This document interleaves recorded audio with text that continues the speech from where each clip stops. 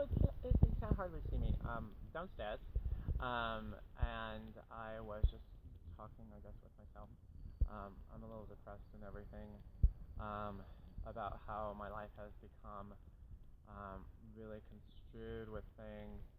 And as you can see, I accidentally broke the clock, and it says right now 6:15. It's not. It's about 2:30 in the morning. Um, so it's just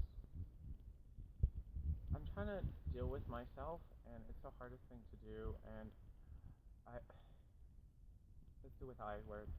I feel that I'm being let down by others because I have let people down, which is totally understandable. Just because I really let people down for an entire year, and the reason I did that because I couldn't face my own problems at home. I couldn't face my demons inside, and with Scotty calling me when I'm flying all over the country, and and it wasn't really for me, it was for us, and I don't understand why I always got yelled at for that. I can understand that I was having sex with other people, uh, and everything, but it doesn't make any sense when you're doing it and you're putting your neck out there every day, and you can't really understand why your partner would do that to you. I can understand, he might lose me or something. That's totally understandable. But I understand also as well, he might be a little jealous and everything, but he never wanted to go with me. It's more expensive, of course. He could have went, but I told him no because I would come back within a weekend, and so I don't understand, what he expected out of me. It wasn't like I was jet setting all over the country, having a really good time. I was missing home. I wanted to be home. And now, since I screwed it up and I'm home for a year, but I'm not connecting with people. And all I asked today was for people to find my Find Woo Woo channel. It's w.u.w.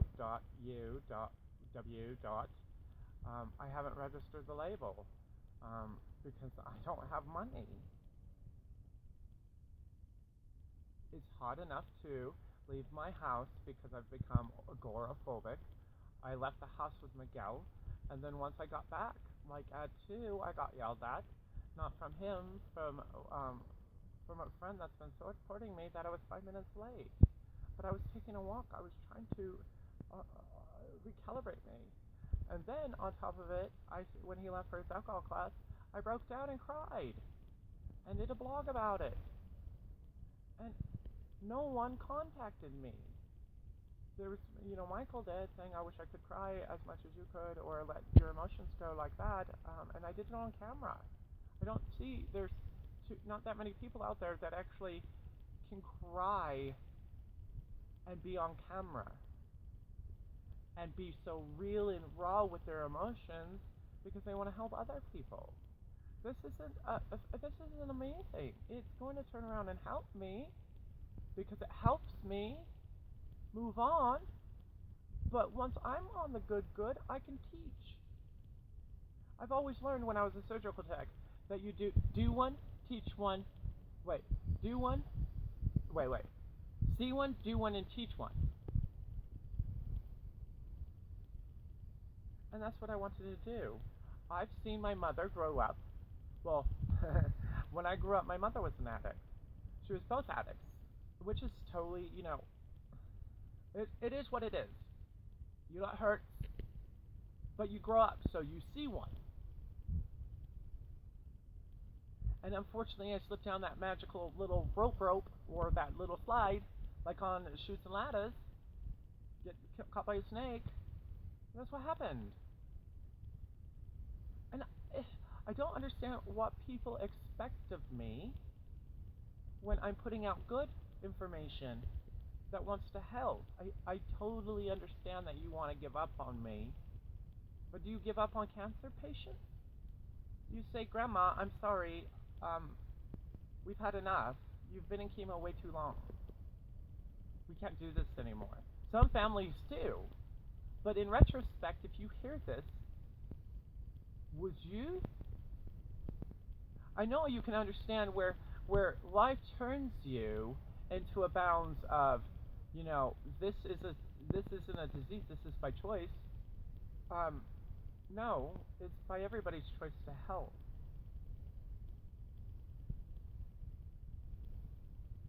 Do you see?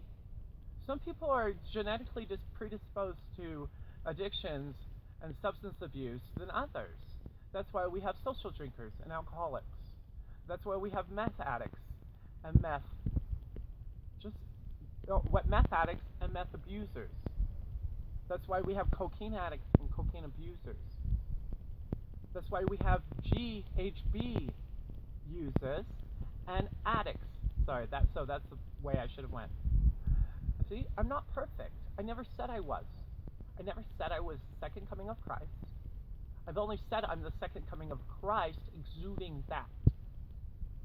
I know some people can get construed. If I did say that online, I don't know if I did. But aren't we all? If you really think about it, it doesn't matter what he did in the past. So long ago. Let's try to be real with each other, be raw with each other.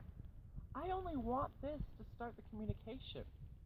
I only ask now to click the like button so I'm known, so people can see my work, because it can't be broadcasted or put out into the world without your help.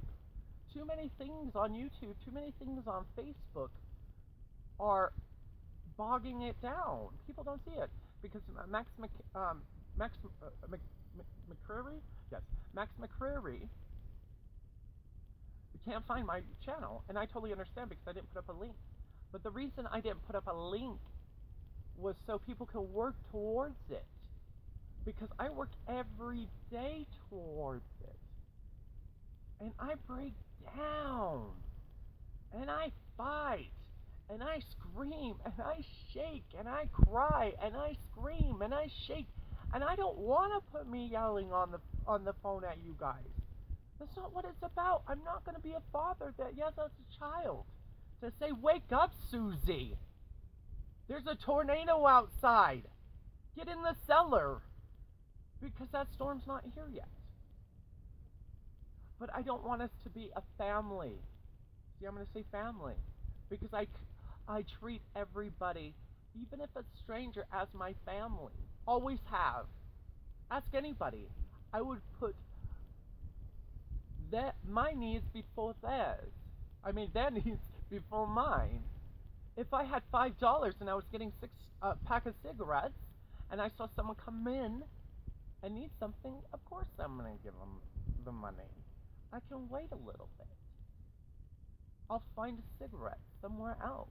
But if I see someone in need, why not? And so I'm just fighting this overall urge of, is it worth staying sober and keep trucking along? Because I know I can do this with using. That's easy. And I have to remember that fact. But do I want to compromise my health, my family, my friends, and everything for my addiction? Because there's many of guys that would want to be with me using easy. They don't find me not attractive because of my addiction, because they're in that addiction. A lot of guys still don't find me attractive. I could walk outside and people be like, "You?" It's not that big of a deal to me anymore. And that's a social stigma, and that's what I'm trying to break from. Because what if one day we woke up and it was all gone? Did I just put myself down so much for nothing? And that's the thing we need to start thinking about. I'm just opening up the table. I want you to come to my table, break bread with me, have some good wine. I love, what is it? I can't even think about it because I haven't had it in such long. Pinot Grigio. I love a good Pinot. Always have. I'm not a drinker anymore since my accident in 2011. April 28th, 2011.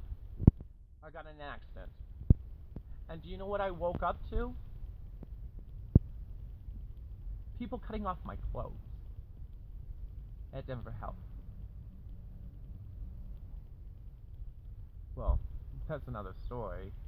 Because what really happened, I woke up. First days was back of an ambulance. Or I might have put that in my memory. I can't remember. But no, it was ambulance. Then it was at Denver Health. And then I had to piss all over myself, strapped to a bed, because they wouldn't let me pee. They just threw a cup at me like I was a son of a bitch. Not saying they're wrong for that, because I could have been a maniac. Because that night I was a maniac. I should have never have gotten in a vehicle drunk. Don't remember it.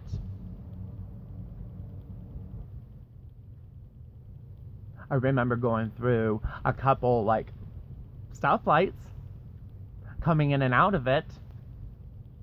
But guess what? That's why I don't drink. That's why I don't drive. Because I learned my lesson on that. And that's why I'm so fervent against it. How would you like a week before that accident you actually, I don't know, had a premonition? I had a premonition before that about my vehicle being smashed up. Like the pieces I was missing, my vehicle was smashed up. I woke up every day saying, looking outside the window, okay, my car's there. I thought it was wrecked. Oh my God, the car's there. I thought it was wrecked. For 5 days. And one of the dreams was I was hanging off the side of I-70. Yeah, because I was hiding. Because I was scared. But you know what? This is not a scared little boy anymore. This is one that wants to be renewed. With all these memories intact to learn from them. I'm tired of dwelling on them. I'm tired. And I just want some likes and some feedback on what I gotta say. I know I ramble a lot. That's a given. But don't we all?